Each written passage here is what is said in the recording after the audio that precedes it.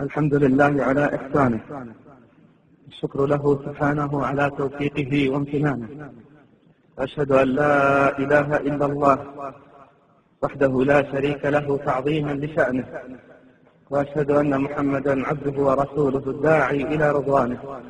اللهم صل وسلم وبارك عليه وعلى آله وصحبه وإخوانه. أما بعد أحبتي، أوصيكم ونفسي بتقوى الله.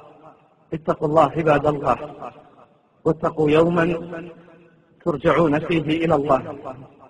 أحبتي، كثير من الناس فرطوا في أوقاتهم وفرطوا في أعمالهم، ومع هذا مع زيادة التفريط ضيعوا أبناءهم ومن يعولون. مع بداية أيام الإجازات انقلبت الموازين في البيوت، أصبح الليل نهارا والنهار ليل، وأصبح الأبناء في الشوارع يرعون حتى ساعات متأخرة من الليل بلا حسيب وبلا رقيب.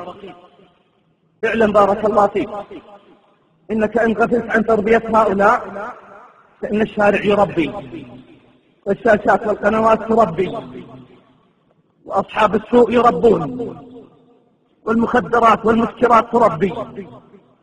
قد يكون الابن صالحا، لكن مع التفريط والإهمال يصبح من الضائعين. جاءني أحد الآباء، جاءني يبكي بدموع حارة، قد مات ابنه، يريد أن يعرف هل تسبب هو في ضياعه. قال: كان ابني من الصالحين، من الذين يحافظون على الصلوات ويحفظون القرآن. فجأة بدأت أحواله تتغير، بدأ يكثر السهر، بدأ يلازم الشارع أكثر من لزومه للبيت، بدأت أطباعه تتغير، الطيور على أشكالها تقع. فلا تصحب أخا الفسقي وإياك وإياه، فكم فاسقا أردى مطيعا حين آخاه. يقول: بدأ يسرق وبدأ يحتال ويكذب. أهملت الأمر في أوله، ثم بدأ الأمر يتعاظم شيئا فشيئا، فبدأت أتتبعه. اكتشفت أن ابني مدمن للمخدرات، اكتشفت أن ابني الذي كان يحافظ على الطاعات وكان يحفظ القرآن، اكتشفت أن ابني مدمن للمخدرات. طلبت له العلاج، أخذته هنا، أخذته هناك، سافرت به في كل مكان، كان يرفض العلاج. كلما رجعنا من السفر عاد إلى أصحاب الشر والسوء، أخذوه مرة ثانية. حاولت معه في كل الطرق بشتى الأحوال، لم يكن يستجب للعلاج. قررت أني أحبسه في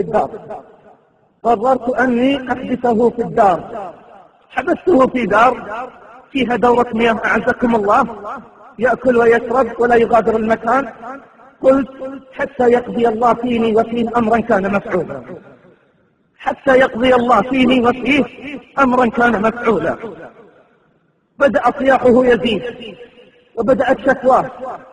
قلت لأمه، لأخواته، لأقاربه: لا تفتحوا عليه الباب، لا تفتحوا عليه الباب، لا تأخذكم الشفقة والرحمة فيه، لا نريد أن نخسره، خسرناه ما فيه الكفاية، نريد أن نسترجع ابننا من الضياع الذي بدأ يسير عليه. سبحان الله، أيام وبكاؤه وصياحه يخف يوما بعد يوم، وبدأ يستجيب. لكن سبحان الله، أصحاب السوء لا زالوا يترددون حول بيتنا، يسمعونه أنهم قريبون منه. مضت أيام، مضت ليالي.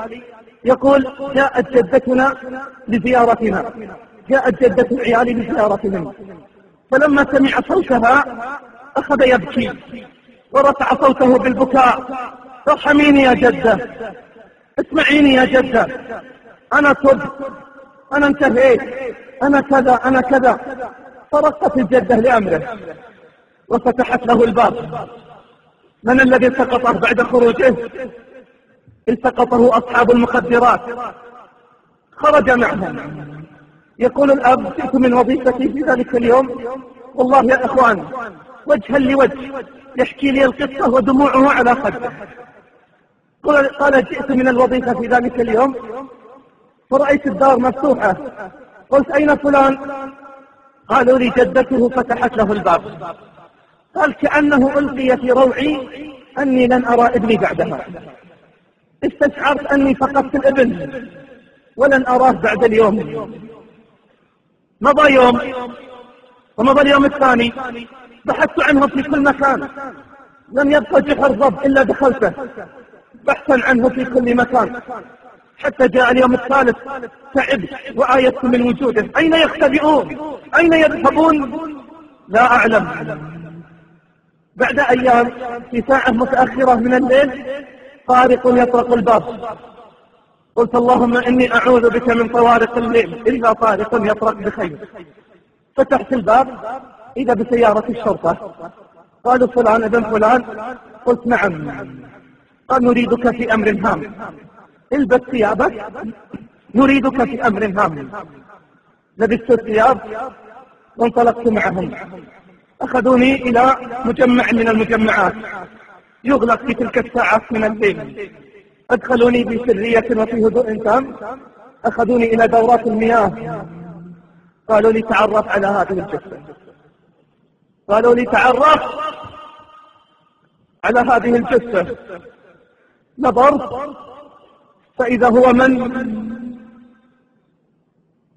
ابني، ابن 19 من العمر، في دورة المياه قد فارق الحياة. أين أصحابه؟ أين الذين أوصلوه إلى تلك النهاية؟ إنا لله وإنا إليه راجعون. ومثله كثير خسرنا من أبنائنا بمثل هذه الصورة كثير، بسبب تفريط الآباء،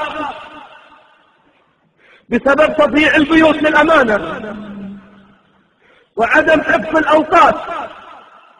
نتركهم هملا في الشوارع حتى ساعات متأخرة من الليل، لا صلاة فجر يصلونها ولا صلاة جماعة يحافظون عليها. ما المطلوب مني ومنك؟ ما المطلوب مني ومنك؟ أن نسمع للأبناء: يا أيها الذين آمنوا قوا أنفسكم وأهليكم نارا وقودها الناس والحجارة. كيف يكون ذلك؟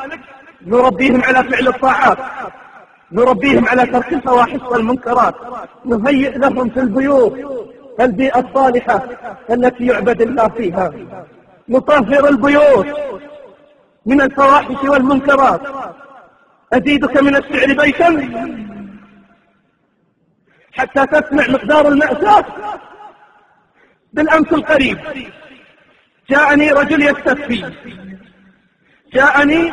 يستفتي. قلت: ما سؤالك؟ قال: سؤالي عظيم، الأمر أكبر مما تتصور. استر علي ستر الله عليك، استر علي ستر الله عليك. قلت: ما القضية؟ قال لي: زوجتان، أتعاهد هذه وأتعاهد تلك، ولي ابن في 20 يغدو ويروح بلا حسيب وبلا رقيب، بلا حسيب وبلا رقيب. أدمن شرب الخمور، أصبح مدمنا لشرب الخمر. قلت: أدخله مصحة. قال: فات الأوان، فات الأوان. اعتدى ابني على ابنتي ابنة 17، كان في حالة سكر شديد وجاء واعتدى على أخته. قلت: صحح الموقف. قال: مضى وقت التصحيح، البنت في الشهر الرابع، البنت تبلى من الزنا من أخيها في الشهر الرابع. هذا ما يحدث في بيوت المسلمين اليوم. ماذا أصنع؟ قال: أريد أن يقام عليه القصاص، لا أريد أن أراه بعد اليوم، لكن المصيبة ماذا أصنع بالبنية؟ ماذا أصنع بالتي تحمل في ابنها؟ وليست في المرة الأولى التي نسمع مثل هذا. أما أن ننتبه، نربي البنين والبنات، نهيئ لهم البيئة الصالحة، نتخلص من الشاشات والقنوات التي أفسدت أخلاق البنين والبنات. اتقوا الله عباد الله، واحفظوا بيوتكم، واحفظوا أبناءكم، واحفظوا أعراضكم، واحفظوا صغاركم، وطهروا بيوتكم من المخالفات قبل أن يقع الفأس على الرأس، قبل أن يقع الفأس على الرأس. اللهم هل بلغت؟ اللهم فاشهد.